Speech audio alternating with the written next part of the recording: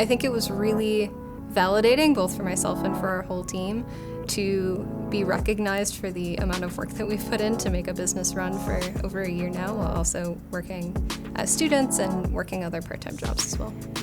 We've put a lot of work into this business and into our first game, Crazy Plates. We've been working for over 2 years as a team now, and having this payoff in recognition is just extremely validating for the work we've put in.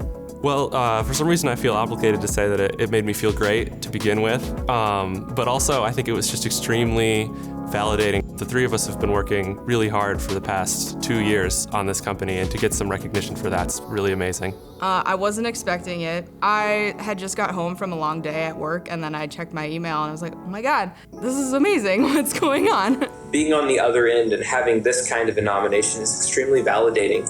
But I want to be very clear that this was a team effort. When you listen to the score, what you're hearing is the work of dozens of people working together to create this project that we were all really passionate about. And so I really like to see this as a nomination for the team as a whole.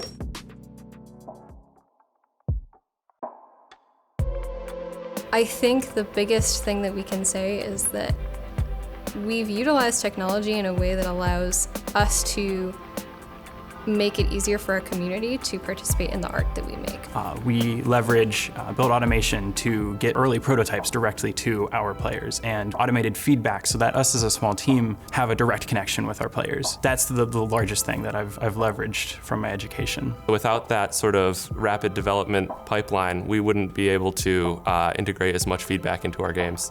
For the past year, I worked in the Alumni Relations Office, and I learned how to reach out to alumni through effective marketing collateral. And then for the past 3 months, I've been working at Paychex doing the same kind of thing, but with social media. There's no reason to go outside of Rochester for anything that we might need when it comes to digital media. I felt like I had all these tools at my disposal, and all I had to do was pick and choose which things I wanted to combine with Arrayeth. Nowhere else would I have access to so many musicians passionate about this kind of work at the Eastman School of Music.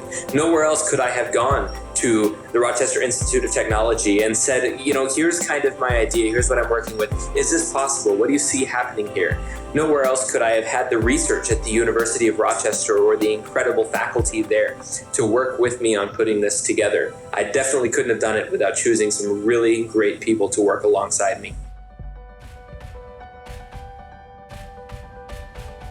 Through the School of Individualized Study, I take a lot of classes in things like business management, production studios, things like that allow me to enhance my communication skills. Lots of programming. I maintain our build automation systems, and so I have to maintain our build systems for deployment to the App Store, and trying to keep that as smooth as a process as possible. Finding that middle ground between where the technical side and the art side meet, and really trying to bring the two together. And I think the education that I've gotten from RIT has been a really balanced education between those two topics. So I've been using technology to just bring all of my ideas to life, using it to reach out to new people, make connections, just to make everything accessible, I guess.